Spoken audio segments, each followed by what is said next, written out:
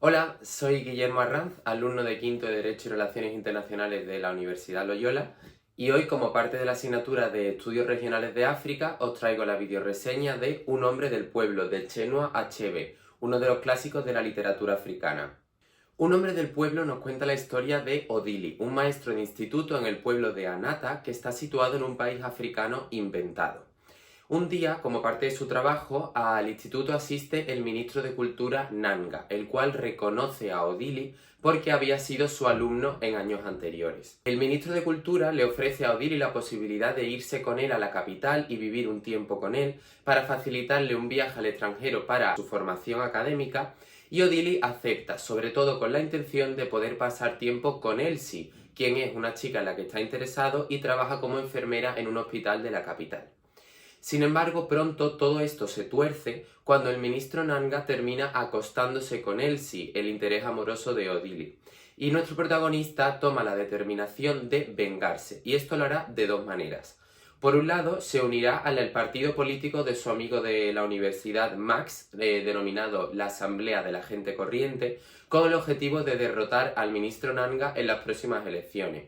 Pero es que, por otro lado, Odili también se fija el objetivo de enamorar a Edna, quien va a ser la segunda esposa del ministro Nanga, para atacar aún donde más duele. De esta manera, Odili se mete en el contexto de las elecciones en este país inventado, en donde las artimañas y la corrupción están a la orden del día.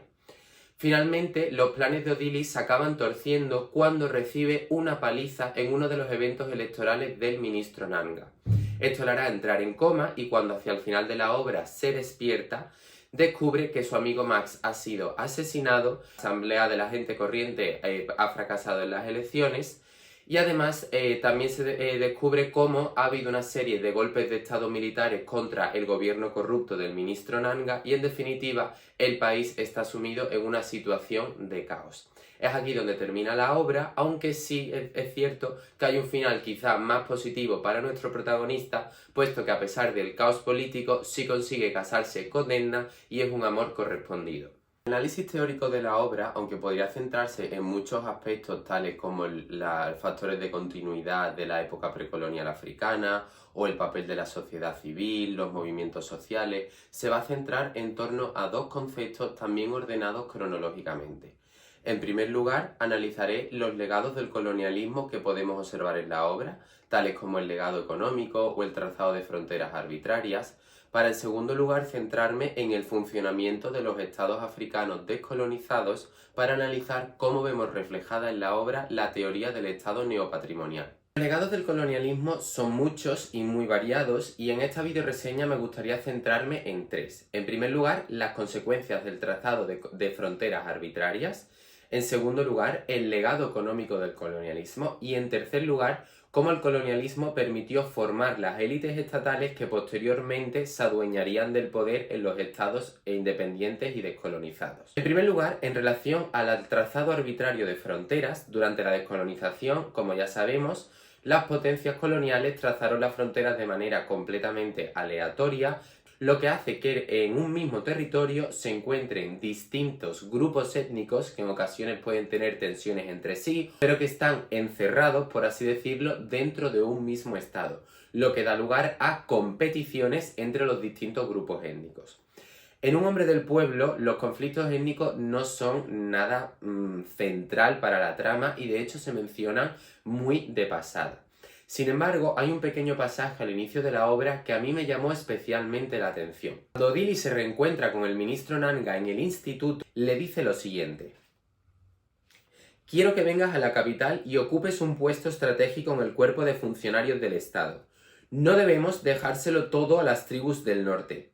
Mi secretario es de allí. Nuestra gente tiene que luchar por una porción justa del pastel nacional.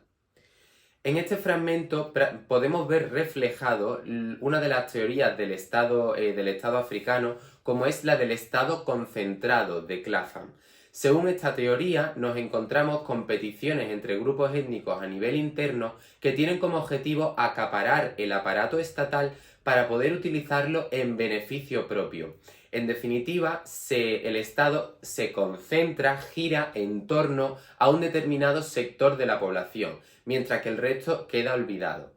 En el libro esto no se ve de manera tan explícita, pero la actitud del jefe Nanga, literalmente describe al Estado como un pastel que debe dividirse entre las distintas tribus, entre los distintos grupos étnicos, me parece un ejemplo suficientemente potente de cómo, aunque no se nos cuente en profundidad, existe una competición entre grupos étnicos a nivel interno en este país. El legado del colonialismo en el que me quiero detener, que es el legado económico, también es una consecuencia directa de este tratado de fronteras arbitrario, porque hizo que muchos estados se convirtieran en unidades económicas que no tenían mucho sentido. En este caso, en el libro, nos encontramos con un ejemplo claro de lo que se denomina monocrop economy, es decir, un estado en el cual la mayor parte de su producción interna y de sus exportaciones es de un único tipo de materia prima.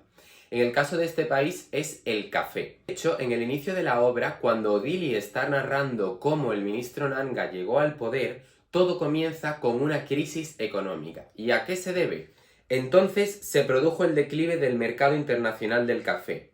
De la noche a la mañana, o eso nos pareció, el gobierno se encontró con una peligrosa crisis financiera entre manos. El café era el eje de nuestra economía, al igual que los cultivadores de café eran el baluarte del pop. Esto no puede explicar de manera más explícita cómo en este país inventado todo depende del café, y en el momento en el que su precio cae en los mercados internacionales, encontramos con economías muy débiles, excesivamente dependientes de los mercados internacionales y que por lo tanto pueden sumirse en crisis económicas de manera relativamente fácil. El último legado del colonialismo que me gustaría tratar es la formación de las élites estatales, precisamente porque el ministro Nanga es una de estas élites estatales fruto del colonialismo. Durante la época colonial, las metrópolis se sirvieron de la propia población de los territorios africanos para administrarlos, de manera que los rangos más bajos de la administración eran personas nativas que habían sido educadas en instituciones occidentales y que se acabaron convirtiendo en los artífices del proceso de descolonización, se convertirían en los líderes de la lucha anticolonial. Sin embargo, una vez las metrópolis se retiraron y se convirtieron en estados independientes, estas élites más educadas de la población africana ocuparon los puestos de poder y acabaron reproduciendo las mismas lógicas de dominación y de explotación que las metrópolis. Para explicar esto, Chinua Achebe utiliza una metáfora muy bonita. El hombre que acaba de llegar a casa después de estar bajo la lluvia y que ya se ha secado y se ha cambiado de ropa, es más reticente a volver a salir que otro que ha estado en casa todo el día. Con esta metáfora, en definitiva, ¿qué se nos está explicando? Pues por un lado tenemos a estas élites, a estos rangos bajos de la administración que también han estado bajo la lluvia, es decir, sometidos al dominio colonial, enfrentándose a los problemas de la vida diaria, a la pobreza, y en el momento en el que pueden acceder a esos puestos de poder que han dejado vacantes los colonos, que ya se han retirado, no van a utilizarlos para luchar por el pueblo y por mejorar sus condiciones, porque ahora que han salido de esas condiciones de pobreza, aunque sea desde el punto de vista individual, lo que quieren es acaparar esa riqueza recién encontrada y utilizarlas en su propio beneficio. En definitiva, lo único que hicieron es reproducir esas lógicas de la colonización. El último punto de este análisis, y para no extender mucho más la videoreseña, me gustaría detenerme brevemente en cómo vemos reflejado en la obra el funcionamiento del Estado neopatrimonial. El Estado neopatrimonial es una teoría muy amplia acerca de cómo funcionan los estados africanos actuales, pero me gustaría detenerme en dos aspectos fundamentales. Por un lado, en el clientelismo y por otro lado, en cómo este clientelismo interactúa con las instituciones de una democracia formal. El clientelismo lo podemos definir como el procedimiento a través del cual los dirigentes se mantienen en el poder mediante el uso instrumental de los recursos públicos para conseguir el apoyo de la población. El primero de ellos lo encontramos al inicio de la obra, cuando el director del Instituto de Odili, el cual ha organizado esa visita del ministro Nanga, se queja de que a pesar de sus continuos servicios al partido del ministro, estos nunca se han visto recompensados con un puesto en la administración estatal. Por lo tanto, nos encontramos no solo con que parece natural que se comercie con los puestos en la administración a cambio de favores para precisamente conseguir ese apoyo en los pueblos, en las comunidades más alejadas y demás, sino que además la población es consciente de este sistema y pretende aprovecharse de él, lo cual me parece que ha sido una de las cosas que más me ha sorprendido, porque a la hora de consultar la teoría y al hablar del clientelismo, creía que era algo que se llevaría más en la sombra. Sin embargo, el libro esta historia nos ha enseñado cómo es algo de lo que la población es consciente y de lo que la población pretende aprovecharse. El último ejemplo de clientelismo, y que precisamente me va a servir para enlazarlo con cómo este clientelismo interactúa con la democracia formal, lo encontramos hacia el final de la obra, una vez el pueblo de Urúa ha decidido mostrar su apoyo a la candidatura de Odili. En esta situación, el ministro Nanga les retira todas las tuberías que estaban pensadas para construir un sistema de agua potable en el pueblo y únicamente se las devuelve cuando anuncian oficialmente que nadie de Urúa va a votar a Odili. Por lo tanto, observamos cómo el ministro Nanga está dispuesto a retirar estas ayudas económicas a la población y estos proyectos de infraestructura con tal de garantizar que le siguen siendo fiel a él. En definitiva, está recurriendo al chantaje para garantizar que este pueblo sigue siendo cliente suyo. Esto, por lo tanto, enlaza perfectamente en cómo el clientelismo en el Estado neopatrimonial no existe por sí solo, sino que ocurre dentro de las instituciones de la democracia formal. Es decir, el jefe Nanga quiere conseguir el poder, pero no le basta simplemente con conseguirlo, sino que quiere que esa obtención del poder esté revestida de un aura de legitimidad racional legal que precisamente te aportan las elecciones. Cuestión distinta es que estas elecciones sean verdaderamente libres, que la población haya podido formarse verdaderamente su opinión o que la esté expresando, porque aquí es cuando entra al juego el clientelismo e impide que todas estas cuestiones ocurran. Sin embargo, siempre se pretende mantener esa imagen de que se está jugando según las reglas de la democracia para no solo tener una legitimidad carismática, una legitimidad tradicional, sino también poder defender que se tiene una legitimidad racional legal, que se ha canalizado a través de las instituciones. En definitiva, Un hombre del pueblo, de Chinua Achebe, es una obra que, aunque desde el punto de vista literario me ha decepcionado un poco, probablemente porque tenía unas expectativas muy distintas a lo que cabía esperar de este libro, creo que desde el punto de vista académico es un instrumento muy útil para ver en la práctica cómo todos estos conceptos teóricos acerca del funcionamiento del Estado africano, el legado de la colonización, los factores de continuidad de la época precolonial africana son cuestiones reales que se viven en el día a día. Desde luego hay que tener en cuenta que esto es un país inventado, pero que también bebe naturalmente de las propias experiencias personales de este autor que sí han ocurrido en países reales en los que ha habido una colonización real. Así que nada, hasta aquí la reseña de Un hombre del pueblo, espero que os haya gustado y que os haya parecido interesante. ¡Adiós! Hola otra vez. Bueno, ahora tras la reseña me gustaría simplemente responder de manera muy breve a las preguntas que se nos han planteado. En primer lugar, el libro de Un hombre del pueblo creo que no solo no me ha roto los estereotipos sobre África, sino que más bien los ha reforzado. Uno de los estereotipos principales que yo tenía era en relación a la corrupción política, que consideraba que estaba a la orden del día.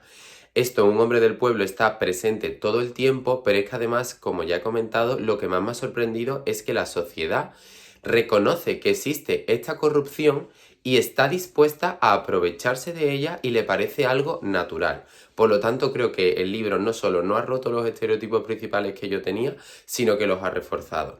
Pero también hay que tener en cuenta el momento en el que se lo escribió, en los años 60, en una época en la que había mucho desencanto con respecto a los resultados que se esperaba de la descolonización. Y por lo tanto entiendo que un libro de literatura africana escrito más recientemente probablemente muestre otra visión acerca del continente. En segundo lugar, el libro sí me ha sido muy útil a la hora de afianzar los conceptos de la asignatura y a la hora de aterrizar estos conceptos en la realidad de alguna manera, verlos de una manera práctica, de ponerle nombres a esos gobernantes sobre los que hemos estudiado sus estrategias de gobierno, etc. Por lo tanto, creo que ha sido un instrumento muy útil. Y por último, en tercer lugar, respecto al formato de videoreseña, personalmente yo preferiría realizar una reseña escrita. Me parece que da mucho más lugar a ser más específico, a tener un análisis mejor, también permite revisar la producción que ha hecho el alumno más fácilmente al estar escrito, y también creo que aunque naturalmente no se nos está evaluando por nuestras capacidades de edición, hacer una videoreseña correcta requiere un mínimo de edición de vídeo, que son conocimientos que no tendríamos ni por qué tener, y que además también muchas veces la manera en la que se presenta la información depende de cómo de bien esté editado o no el vídeo. En cualquier caso, es una opinión personal, simplemente porque yo considero que me expreso mejor de manera escrita. Así que nada, esto ha sido todo.